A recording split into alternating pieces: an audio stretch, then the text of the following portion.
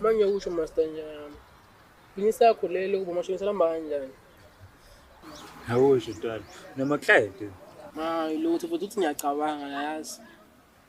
cabanga. Yabona-ke Ntwana yami, kuyo yonke into oyicabangayo wenze sure ukuthi ayi-affect ibhizinisi lami, okay? Hawu, ngizokhokha musi. Wena uzokhokha. Awunamali wena, waziwe yimina, ulamba esiswini ulapho. Futhi ngizoyikhokha imali yakho konke nenzalo. Yabona Ntwana, inzalo isuke incane ngale mali osuke uyikoleta yona. Uyayibona wena? Usangididaka manje. Yabona life lami, le lokishini abantu sebesijampile isikeleni sami. Sebejampile indlela engisebenza ngayo, noma ngi-operate ngayo. Yabona imali osuzonginikeza yona.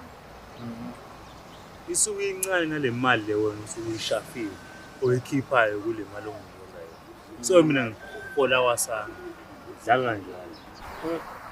Yazi nice lo. Kumele uqashe mina manje mina kubambelayo. Yazi ngathi sesikhuluma kakhulu, usho nami ngiyasam sosebenza.